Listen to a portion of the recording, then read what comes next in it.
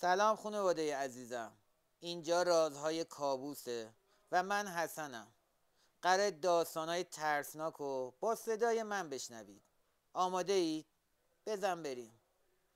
دختری هستم متولد دهه 60. پدر و مادرم هر دو آدمای آبروداری بودن و بعد از چند تا بچه مرده و همینطور از دست داده بالاخره خدا منو بهشون داده بود. نور چشمی بودم و حتی روی زمین نمیذاشتن بشینم. پدر بزرگ و مادر بزرگم، عمو، عمه، خاله، دایی، همه عاشقانه به هم محبت میکردن. تو شهر ما رسم این بود که دختر زود ازدواج کنه و همه دخترها دورم ازدواج کرده بودن و من انگار هنوز بختم باز نبود. زیبایی صورتم حیرت برانگیز بود و همه مثالم میزدن و گاهی به خنده به هم میگفتن سیندرلا. پدرم کشاورز بود و از مال دنیا بی نیاز، ولی با اینکه همه دخترها اون زمان میرفتن برای کار توی زمینای خودشون، پدرم اجازه نمیداد من برم و دستای ظریف و سفیدی داشتم. از وقتی یادم میاد خواستگار داشتم. همیشه هم بهتریناش می اومدن دم خونمون، ولی همه چیز همونجا تموم میشد. یا داماد میرفت و دیگه بر نمیگشت، یا یه نفر میمرد و چله میافتاد. اصلا چیزی مشخص نبود و من هم سر از این خواستگارا در نمی آوردم. قرار بود پسر یکی از اقواممون که خیلی هم پسر خوب و مؤدبی بود برای یه خواستگاری بیاد. 17 سالم بود. مامانم تون میوه ها رو شست و توی میوه خوری چید و نگاهی بهم انداخت و گفت آویسا، مادر برو اون روسری سفیدتو که حاج خانم برات از مشهد آورده سرت کن. نگاهی تو آینه کردم و گفتم مگه این زشته؟ مامان این چشه؟ مامان کنارم اومد و از پشت سرم بوسید و هر دو از توی آینه همو نگاه کردیم. مامان گفت اتفاقا خیلی هم قشنگه، ولی اون تبرک خونه خداست. انشالله که امشب دیگه همه چیز تموم میشه. نمیم چرا دلشوره داشتم و انگار دوباره قرار بود اتفاقی بیفته. روسری حاج خانوم مادر پدرم که از مکه برام آورده بود و پوشیدم. داشتم تو آینه خودم رو نگاه میکردم که حس کردم یه نفر از پشت سرم رد شد. ترسیدم. قلبم داشت میومد تو دهنم. دستم گذاشتم روی قلبم. هرچی نگاه کردم هیچ کس نبود. پرده رو کنار زدم. تو حیاتم کسی نبود. خیالاتی شده بودم. آب دهنمو به زور قورت دادم. جرأت نداشتم دیگه تو اون آینه نگاه کنم. اومدم یه لیوان از اون شربت آلبالویی که مامانم رو تخته گذاشته بود و توش پر از یخ بود برای خودم بریزم. اما پارچ شیشه‌ای 2 تیکه شد و روسریم از سرخی شربت رنگ عوض کرد. گریم گرفت و از شدت عصبانیت گریه کردم. ولی قشنگ یادمه که خودم با گوشام صدای خندیدن یک زن رو شنیدم که اونطوری شربت رو روم ریخته بود به هم میخندید. مامان رو صدا زدم و مامان دست پاچه اومد. با دیدن روسری به صورتش زد و گفت چی شده؟ چرا اینطوری کردی؟ اشکامو پاک کردم و گفتم چه بدونم، پارچ شکست، من شانس ندارم.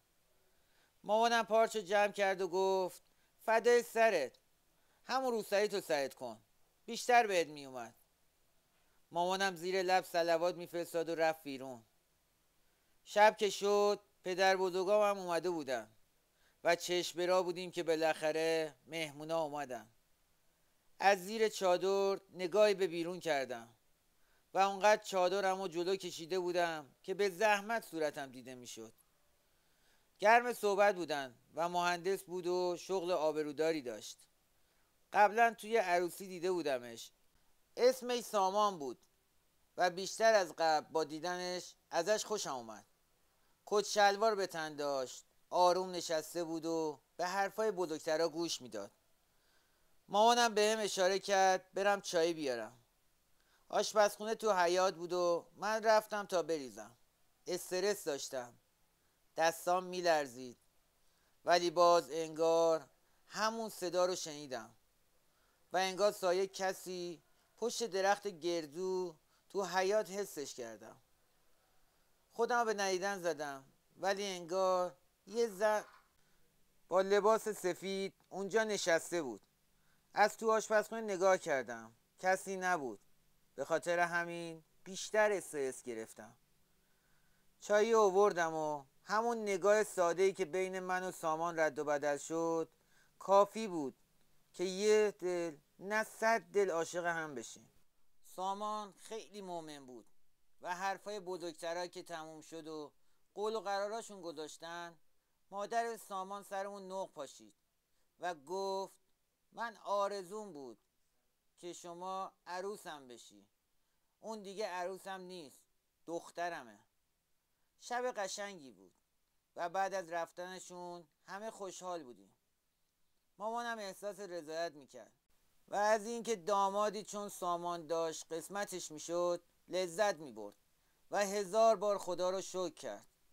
اون شب خیلی خوشحال بودیم و تا دیر وقتم بیدار موندیم و به تلویزیون سیاه‌سفیدمون خیره شده بودیم.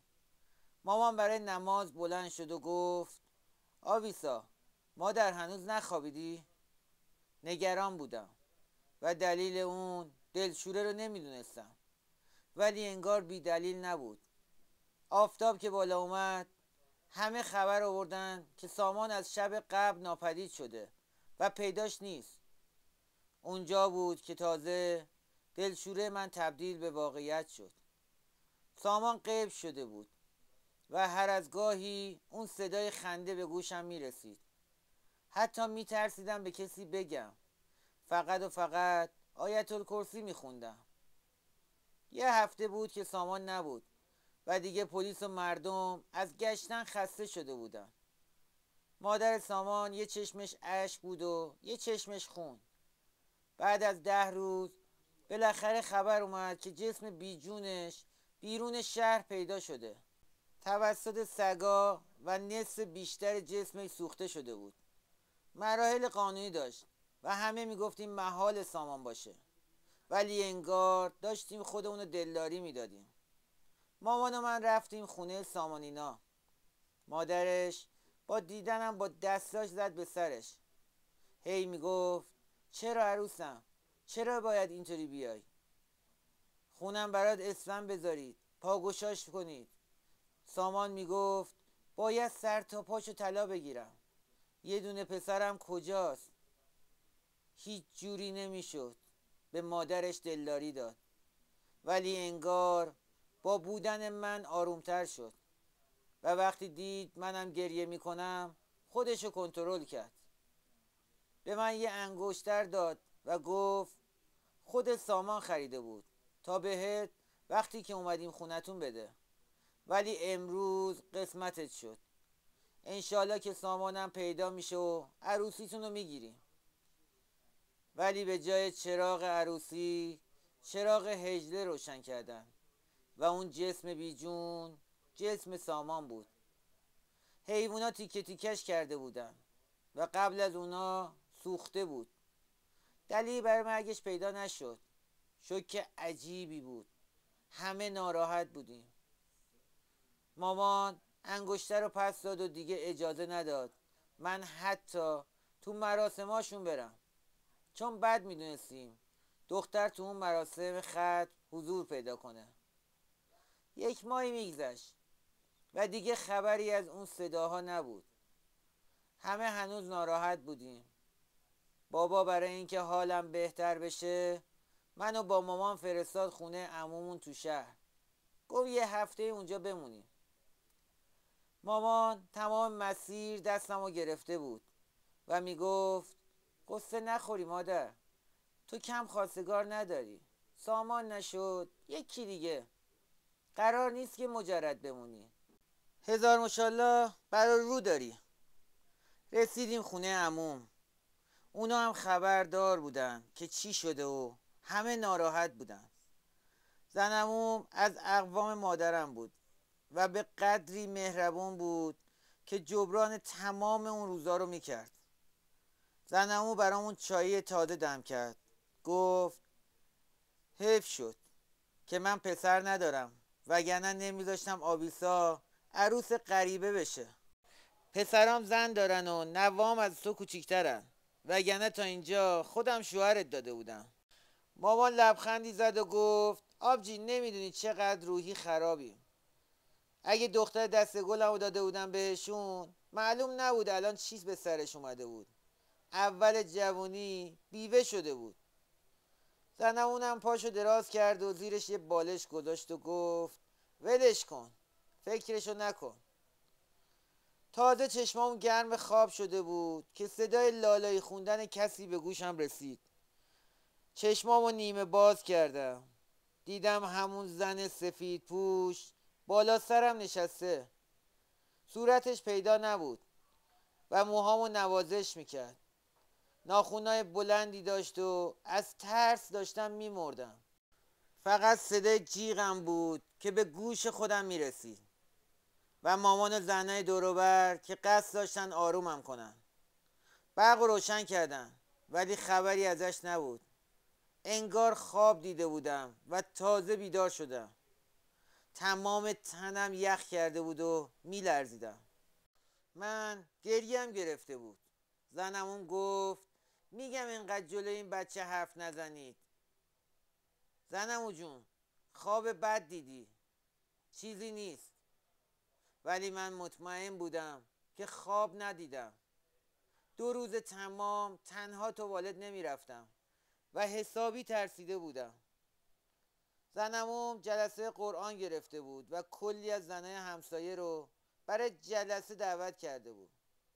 زنمون دختر نداشت و من و عروساش پذیرایی میکردیم. گاهی هم یواشکی میخندیدیم و با چشقوره زنمون سکوت میکردیم. قرار بود دایی نوه عموم، یعنی برادر عروس بزرگه، عمو دخترشو از مدرسه بیاره و صدای زنگ در وسط جلسه پیچید. زنمون اشاره کرد که عجله کنیم و سر و صدا نشه. زهرا چادر رو بهم داد و گفت برو اکرم رو آوردن بیارش داخل. چادر رو روی سرم انداختم و رفتم جلوتر. در رو باز کردم. اکرم اومد داخل و گفت وای مردم از خستگی. داییش کیفشو به من داد و گفت سلام. با دیدن صورت اون پسر جوون خشکم زد. خیلی زود سرمو پایین انداختم و گفتم ممنون. نمیشه تعارف کنم بیاید داخل، مجلس زنونه است. ممن کرد و گفت شما رو نشناختم. سرمو بالا گرفتم و چادرمو جلوتر کشیدم و گفتم من مهمون خونه عمومم. لبخندی زد و گفت آها تازه شناختمتون، چقدر بزرگ شدید. امیر خیلی پسر مؤدبی بود و اون شب دوباره همدیگه رو دیدیم. وقتی که اومد تا زهرا رو ببره خونش، چون پسر عموم شیفود و برادرش امیر قرار بود پیشش بمونه، 1 هفته بود که اونجا بودیم و حسابی به همون خوش میگذشت. زنمون ما رو جلسه قرآن میبرد و تو بیکاریا به هم بافتنی یاد میداد، تا اینکه پچپچای مامان و زنمون کنجکاوم کرد. بالاخره مامانم به هم گفت میگن قسمت هر کی باشه آدم جذب همونجا میشه. امیر برادر زهرا از تو خوشش اومده و اجازه خواستم برای خواستگاری بیان. ته دلم قند آب شد. نمیدونم چرا مشتاق ازدواج بودم و حالا که امیر رو هم قبلا دیده بودم بدم نمیومد. سکوت کردم.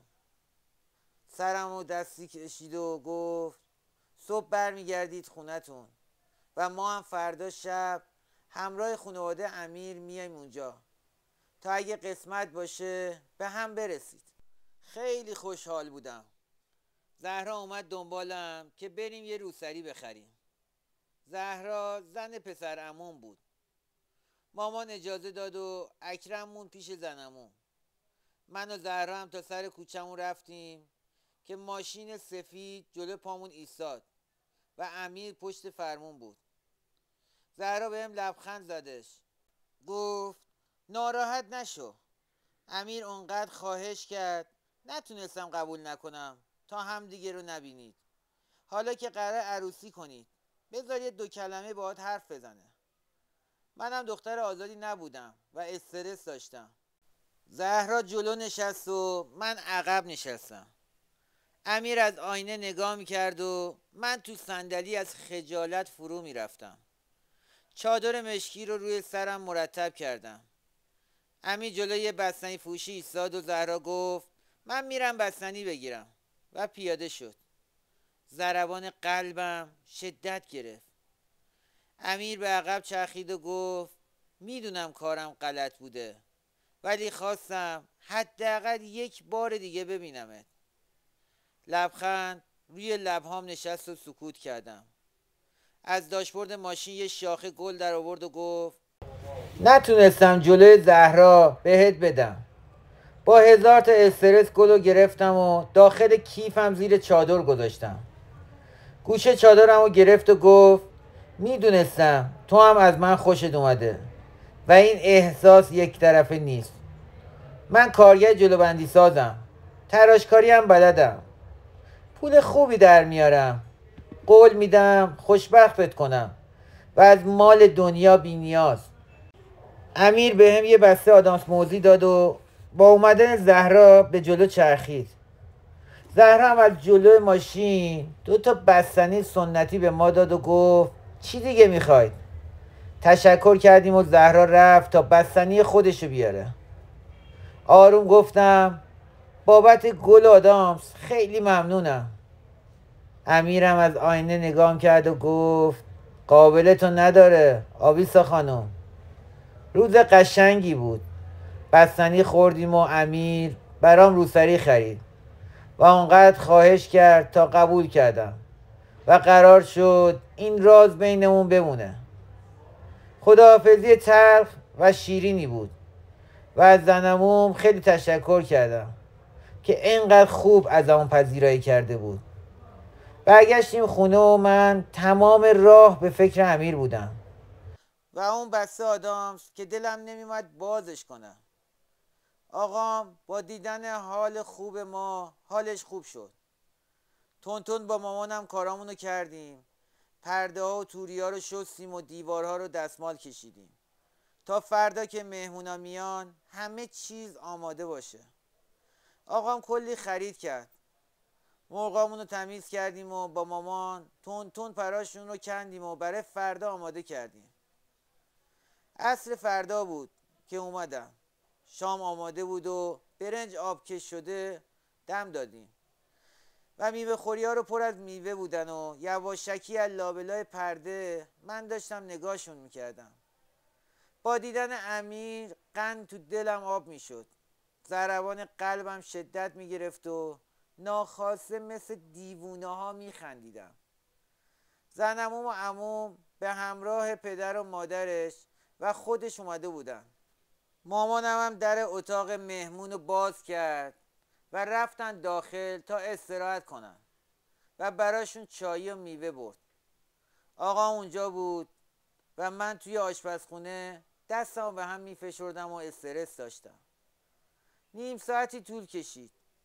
در چوبی اتاق باز شد و امیر اومد بیرون به سمت توالت. من عمدن پرده آشپزخونه تکون دادم تا امیر متوجه بشه.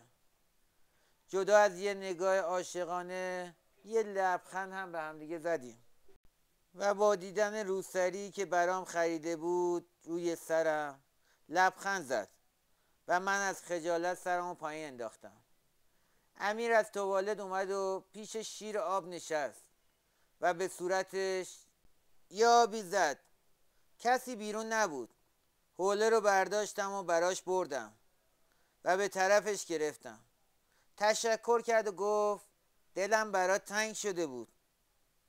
اون شب قرار مدارک رو گذاشتم تا برن و برای روز مبارکی بیان تا هم محرمیت بخونیم هم مهمون دعوت کنیم. آخر شب بود. رخت خوابا رو بردم پهن کردم و برگشتم تو حیاط تا برم توالت و بعدش بخوابم که یه صدای زنونه صدام میزد. همون بود. تنم شروع کرد به لرزیدن. پشت درخت گردو بود و من قشنگ دستشو با اون ناخونای بلند میدیدم. نمیتونستم حتی جیغ بزنم. به زحمت اسم خدا رو آوردم و بالاخره از هوش رفتم. مامان و زنمو به صورتم میزدن و من بالاخره چشممو باز کردم. مامانم میگفت چی شده دخترم؟ چرا از حال رفتی؟ زبونم بند اومده بود و هر چیزی رو نمیتونستم بگم. اونا هم هی سر و صدا نمیکردن و تا بقیه بیدار نشن. تا صبح کنار مامانم خوابیدم و پلکامم رو هم نذاشتم. صبحونه رو آماده میکردم و چشمم از پنجره فقط به درخت گردو بود. نمیدونستم چیزایی که میبینم درسته یا نه. فقط نمیدونم خواب بود یا بیداری. من یه زن رو میبینم و اون صدا میزنه. ناخوناش بلنده. نمیدونم این چیه. اون شبم خونه عمو به خدا خواب نبود. اون موهامو داشت دست میکشید. مامان سینه رو روی زمین گذاشت و گفت خاک به گورم. یعنی جن میبینی؟ گفتم نمیدونم مامان. پشت درخت بود. قبلا هم دیده بودمش تو آینه. مامانم هم دستاشو به هم میمالید تا کمتر بلرزه. گفت بذار اینا برن به آقات میگم. بعد از صبحونه اونا راهی شدن و وقتی آقام از مامانم این چیزا رو شنیده بود اومد از خودم هم پرسید که مطمئن بشه. بعدش هم گفت میبرمت پیش سید محسنی ببینم اون چی میگه. هر سمون فکرمون درگیر بود. حتی ناهارم نخوردیم. برای آقام چایی میبردم که دیدم یکی با مشت به در چوبی حیاط میکوبه. چادر رو سرم انداختم و در رو باز کردم. پسر همسایه اون بود. نفس زنان دستش رو روی پاهاش گذاشت و گفت آقات هست؟ با تعجب گفتم هست. چی شده؟ داداشش تو جاده با ماشین چپ کرده. بردنشون درمونگاه. خبر فرستادن. استکانه چایی از دستم افتاد. اگه در رو نمی گرفتم حتما خودم هم می افتادم. باورم نمی شد. همه زخمی شده بودن. اما امیر مرده بود. آقام رفت. من و مامانم هم خودمون رو رسوندیم خونه آقا بزرگم. اونجا فهمیدیم تازه چی شده. زنموم دست شکسته بود. عموم سرش. مادر زهرا پاش. پدرش زخمی شده بود و امیر متاسفانه مرده بود. باورمون نمیشد. به همین سادگی مرده بود. همش به خودم دلداری میدادم که قسمت اونا بوده و چه ربطی به من داره. تا شب اونجا بودیم که آقام اومد.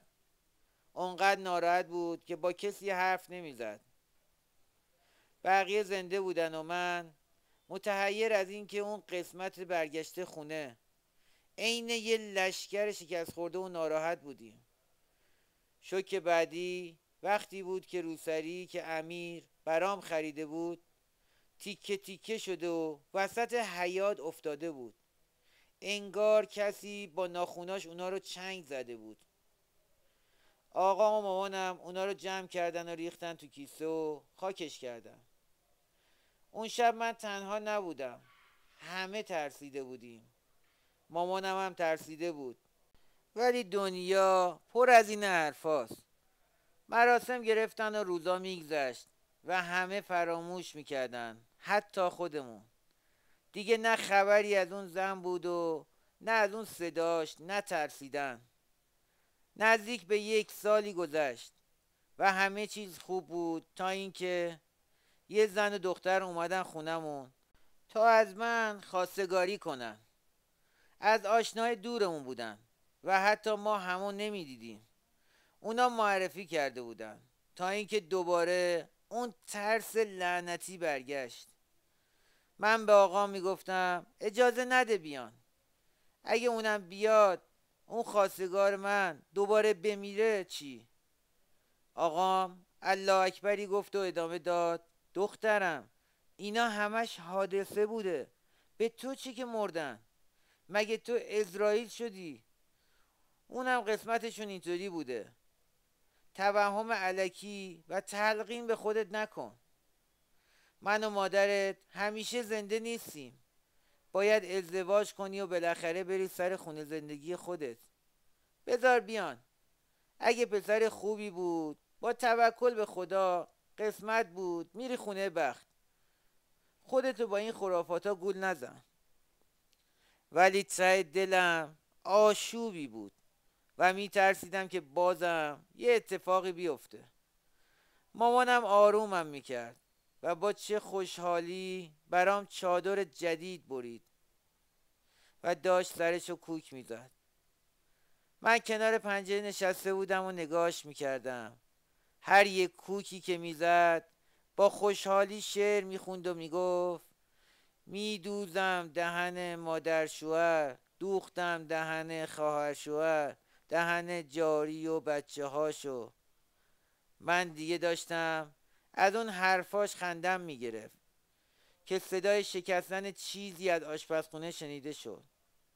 هر دومون از جا کندیم و رفتیم آشپزخونه.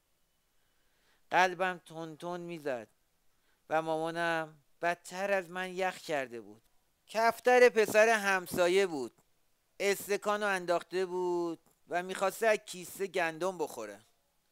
مامانم هم جارو برداشت و گفت: آخه لعنت کنه خدا رضا تو رو، کفترات هم امون نمیدن. رضا هم اومده بود بالای دیوار و گفت: خاله شرمنده. گربه داشت دنبالش میکرد. اولین بار بود که رضا رو میدیدم. کفتر رو گرفتم و به طرفش پروندم. ازم چشم بر نمیداشت. داشت نگاه میکرد. مامانم هم یه چشم قره بهش رفت و گفت: چشم چرونی هم میکنی؟ خیر ندیده، برو پشتمونتون. رضا انگار تازه به خودش اومد. برگشت پشتمون و مامانم از خنده ریسه رفت.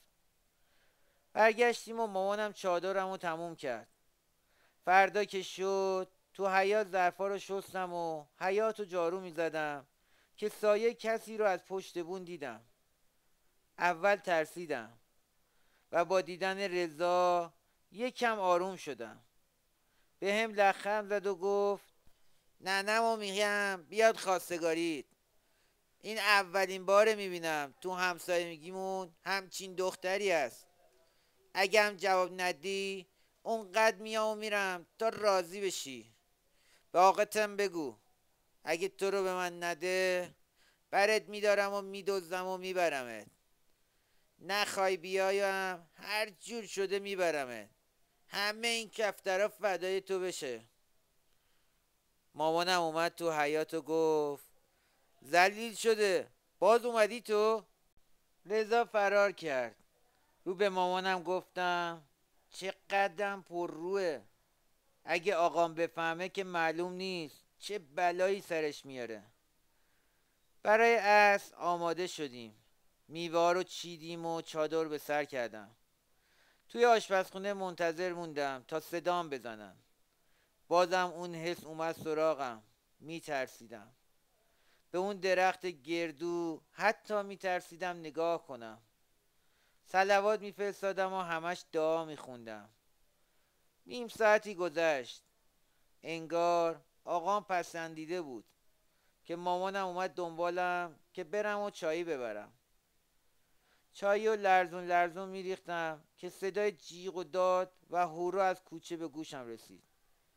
نفهمیدم چطور رفتیم بیرون و رضا از روی پشت بون افتاده بود وسط کوچه. انگار سرشو با سنگ نشونه گرفته بودن. ننش رو میشناختم و جز اون کسی رو نداشت. بیچاره پیرزن هوار میزد: پسرم بیدار شو، پسرم بلند شو. داشتم براش میرفتم خواستگاری. چرا اینجا خوابیدی؟ مگه نگفتی تا آخر هفته برات عروس میارم؟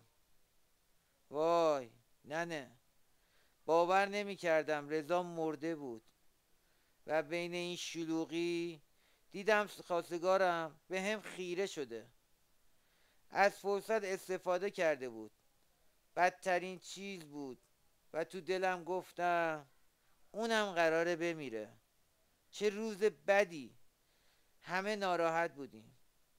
چشمای رضا رو بستیم و یک دفعه انگار کسی گفت کفتراشو پرواز بده. همشونو پریدن توی آسمون. شاید بیشتر از 10 تاشون روی زمین می افتادن. همه وحشت کرده بودن. من و مامانم به همدیگه خیره شده بودیم. انگار خواب بودیم. برگشتیم داخل. همه تو حیاط نشستیم ولی هیچ کس حرف نمیزد. آقا مهمونا رو رد کرد و رفت. گفت خودش بهشون خبر میده. انگار آقام هم ترسیده بود. در حیاط باز بود و کوچه تبدیل شده بود به ماتم. هنوز همه جمع بودن. بین اون جمعیت دوباره دیدم اون زن سفید پوش منو به وحشت انداخت. میخندید و به چشمای سرمه‌ای میکشید. چه روز بدی بود. رضا مرده بود و کوچمون سیاه شده بود.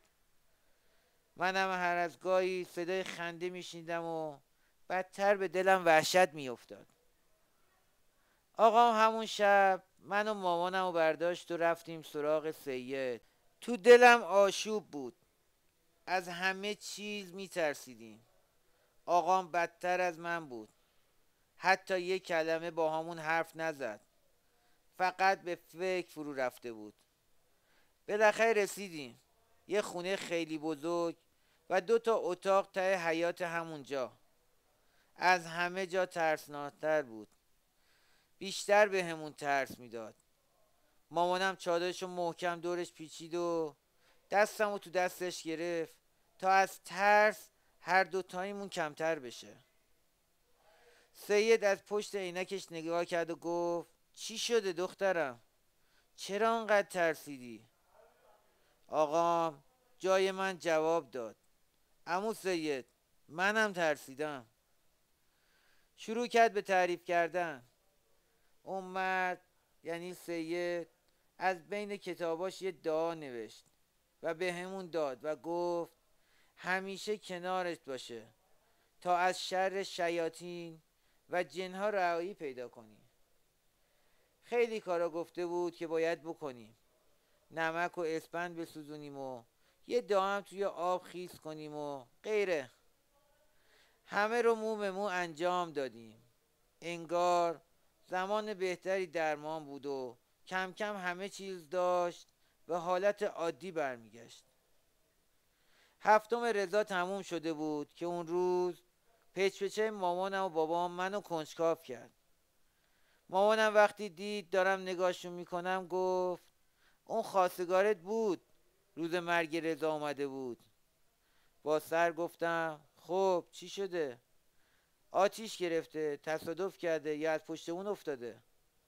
مامانم لب حوض کوچیک نشست و گفت هیچ کدوم.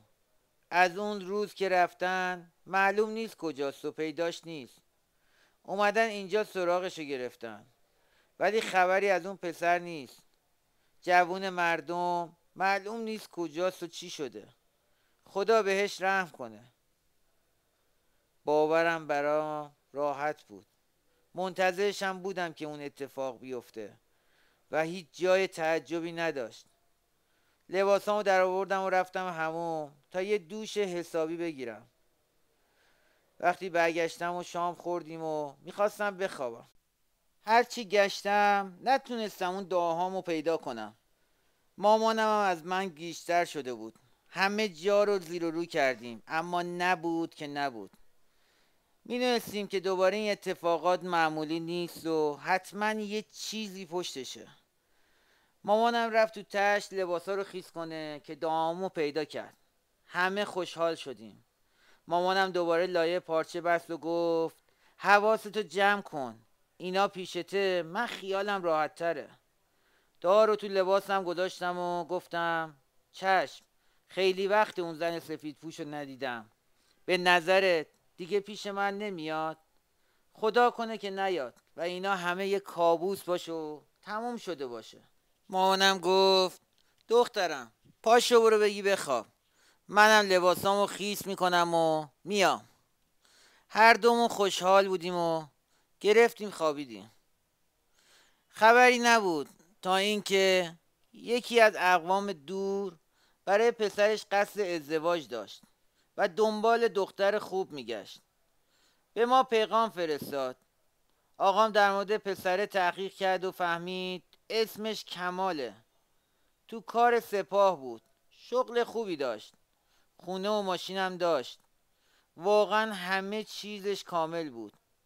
قرار شد آخر هفته که مهموناشون میان به خونه ما بیان تا همدیگه رو ببینیم. دل تو دلم نبود. 1 سال گذشته بود و من تمام این مدت هیچ جا نرفته بودم. گاهی شنیده بودم میگفتن خواستگاران ممکن است بلایی سرشون بیان و کم کم تو دهن مردم افتاده بود. اون روز آرایش کردم و آماده شدم. چشم برای خانواده کمال بودیم. شام خورده بودیم و منتظرشون نشسته بودیم. کمال پسر سنداری بود. حداقل 10 سال از من بزرگتر بود و بسیار محترم. اون متفاوت ترین خواستگار من بود. تا اونجا که دیدم همه چیز خوب بود و مشکلی پیش نمی اومد.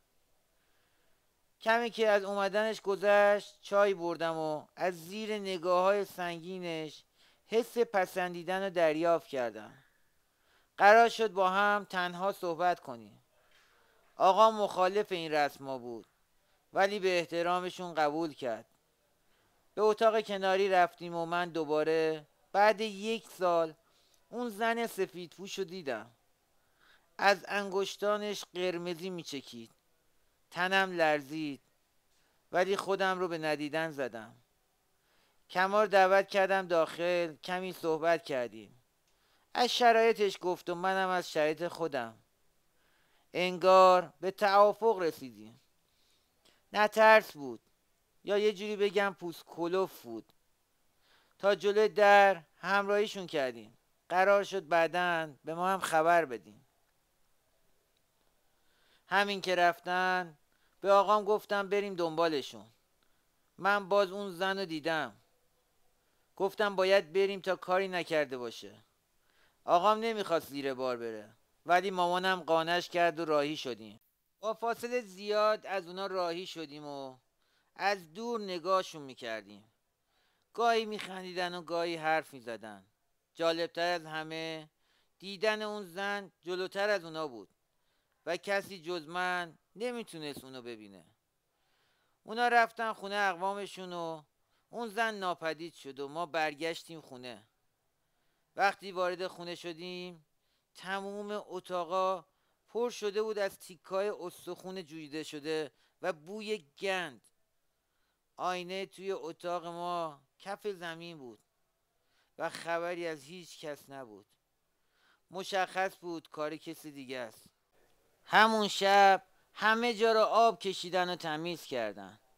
آقا تکه های استخون رو تو باغچه دفن کرد و من از نگاه کردن به آینه وحشت داشتم. ولی حسی میگفت امشب کمال قرار اتفاقی براش بیفته. بیقرار بودم. چشمم به در بود که خبر مرگش بیاد ولی برعکس هیچ خبری نشد. آقام که کنجکاوتر بود چایشو تق سر کشید و گفت میرم خبری بگیرم.